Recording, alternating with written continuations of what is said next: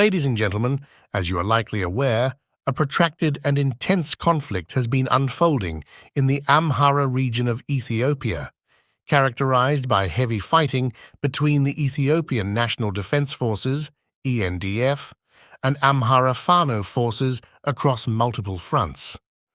The situation, as we have recently received updates, appears to be escalating, engulfing additional areas within the Amhara region.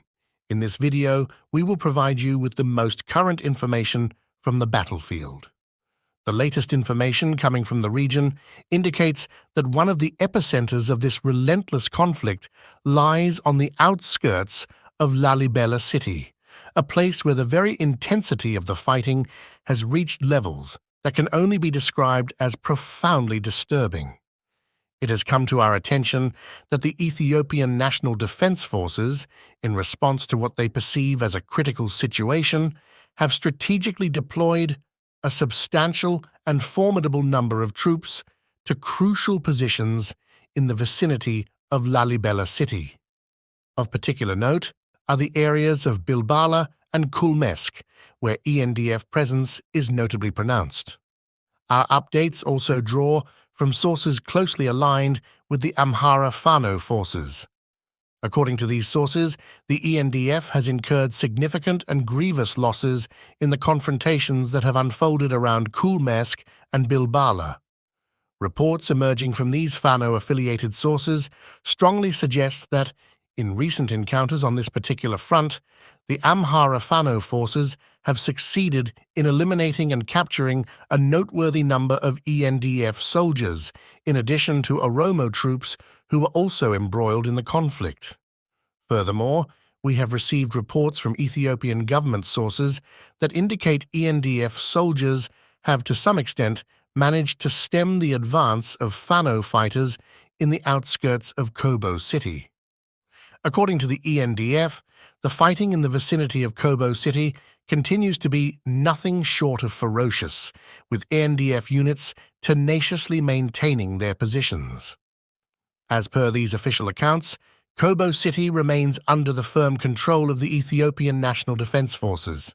Indeed, the situation in the Amhara region of Ethiopia continues to unfold with alarming intensity and complexity.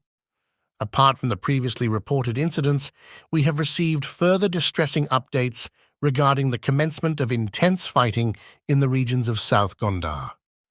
As we had previously highlighted in a previous video, the Amhara Fano forces had carried out a deadly ambush on Prosperity Party officials near Debre Tabor in South Gonder, resulting in several casualties. Now, it has come to our attention that the situation in South Gonder has escalated to a new level of intensity. Reports indicate that the Ethiopian National Defense Forces, ENDF, have been deploying heavy weaponry and employing considerable force against the Amhara Fano forces in this region. South Gonder holds significant strategic importance as it is situated along the B-22 highway, a key transportation route near the city of Bahir Dar. It's worth noting that Bahir Dar city itself remains entirely under the control of the ENDF. Within Bahir Dar, ENDF troops are not only numerous but also heavily equipped, making it a major military base for the ENDF in the Amhara region. This presence allows for the swift movement of ENDF forces towards Debre Tabor and other key locations, contributing to the ongoing intense fighting in South Gonder. Adding to the already dire situation, there have been reports of Ethiopian forces conducting house-to-house searches and engaging in looting operations in both Bahir Dar and Gonder over the past week. The consequences of these actions are devastating, with a severe disruption in essential services, including the loss of cell phone service, electricity, and access to clean water. Banks have also been forced to close their doors in these areas. The cumulative impact of these disruptions on the lives of the local population is nothing short of catastrophic, leaving them in a state of profound distress and uncertainty. Apart from this, in recent developments, a concerning situation has emerged in Ethiopia with regard to the presence of Oromo crowds who had gathered in Addis Ababa to celebrate the Ereka festival. These gatherings have taken a worrying turn, as reports suggest that an ultimatum has been issued by certain factions within these gatherings to Amharas residing in the Oromia region and to the population of Addis Ababa itself. The ultimatum, as it has been reported, contains several deeply troubling assertions. Firstly, it is claimed that Amharas living in the Oromia region are being pressured to actively oppose the Amhara resistance. This indicates a potentially volatile and divisive situation within the country where ethnic and political tensions are being inflamed. Secondly, there is a declaration that Addis Ababa belongs solely to the Oromo people. This assertion brings into question the multi-ethnic nature of the city and raises concerns about the rights and status of other ethnic groups living in the capital. Perhaps the most disturbing element of this ultimatum is the allusion to Addis Ababa becoming another Auschwitz, a reference to the notorious Nazi concentration and extermination camp during World War II.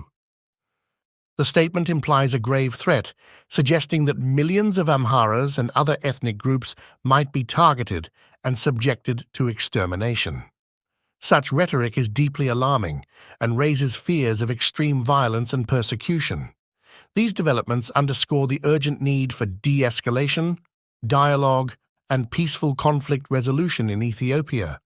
The situation is highly complex, with multiple ethnic, political, and historical factors at play, and any further escalation could have devastating consequences for the country and its people. It is essential for all parties involved, both within Ethiopia and internationally, to work towards finding a peaceful and inclusive solution to the ongoing crises and conflicts in the country. Protecting the rights and safety of all ethnic groups and fostering a spirit of unity and reconciliation is paramount in order to avoid further suffering and bloodshed. We will continue to closely monitor this situation and provide updates as events unfold.